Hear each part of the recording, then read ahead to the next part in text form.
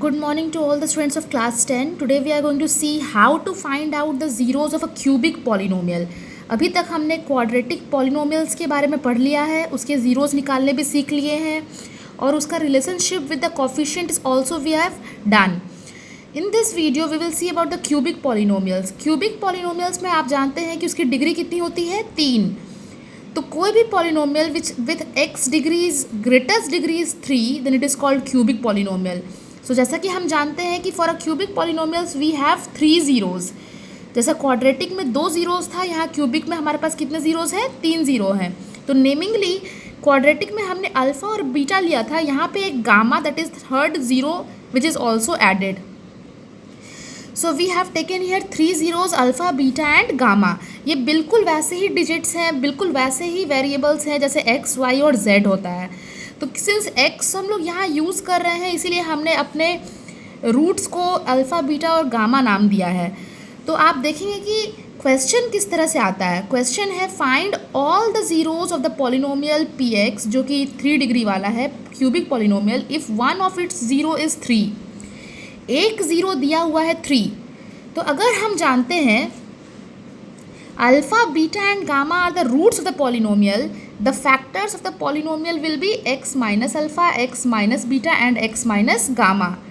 मतलब अगर हम फैक्टराइज करें इस क्यूबिक पॉलिनोमियल को, हमको इसके 3 फैक्टर्स मिलने चाहिए, x minus alpha, X minus beta और एक्स माइनस गामा, जिसमें से एक हमें पता है क्योंकि उसका रूट 1 दिया हुआ है दैट इज़ 3. तो एक्स माइनस अल्फ़ा हमें पता है दैट इज़ एक्स माइनस 3 हमें पता है.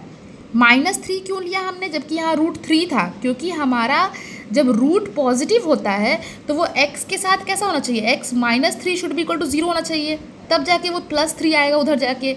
इसीलिए हमारा जब रूट पॉजिटिव में दिया है तो हम x -3 लेते हैं, जब रूट नेगेटिव में रहेगा तो x +3 लेंगे. So once we have taken this as x -3, ये एक फैक्टर है हमारा गिवन पॉलिनोमियल का.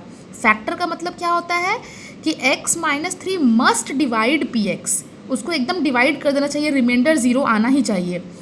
तो by long division method now we are going to divide the हमारा जो पॉलिनोमियल है उसको हमने लिख लिया.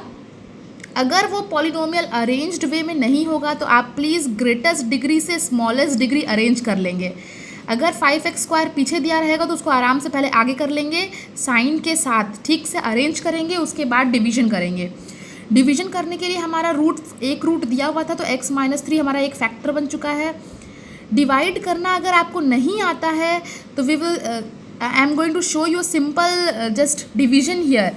अगर हमारा पहला टर्म, हमेशा डिवीजन में पहले टर्म को देखते हैं, दिस इज़ 3x³ और हमारे पास इसका पहला टर्म क्या है, सिर्फ x.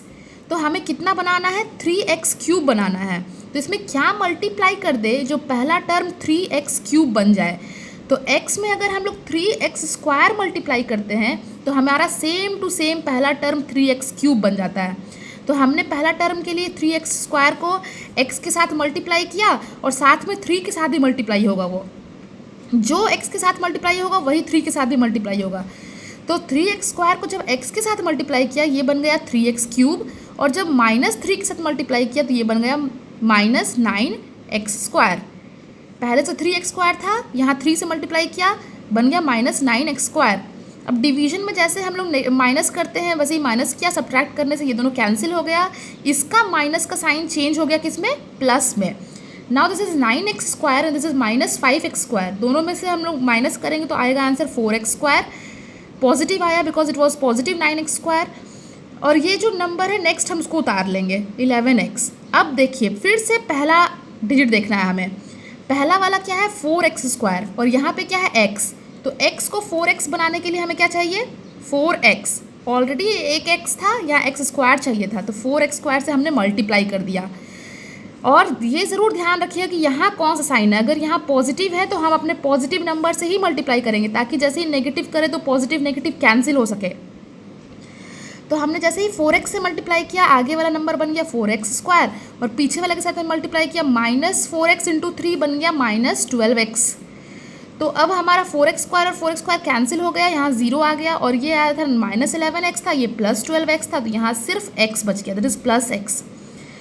फिर अब देख रहे हो कि बिल्कुल सेम आ चुका है, x-3 यहाँ भी और यहाँ भी x-3 आ चुका है। अब हम सिंपली 1 से अगर +1 से मल्टीप्लाई कर दें तो हमारा सेम नंबर नीचे उतर जाएगा और ये प्लस माइनस ये कैंसिल हो जाएगा और ये भी -3 था, माइनस होने के बाद इसका साइन चेंज होकर प्लस हुआ, अब ये भी प्लस माइनस होकर 0 हो जाएगा।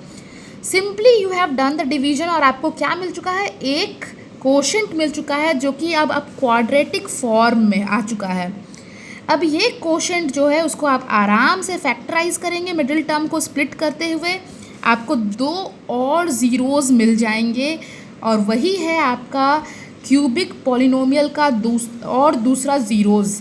एक ऑलरेडी पता था दैट इज़ 3 और दूसरा है आपको -1/3 and -1। Similarly you are going to do one more question I have given here. एक ज़ीरो दिया हुआ है दैट इज़ -1, मतलब इसका फैक्टर कौन बनना चाहिए, x+1। तो आप x+1 से इसको डिवाइड करेंगे और बाकी जो कोशेंट होएगा उसको आप निकालेंगे उसके और 2 ज़ीरोज़।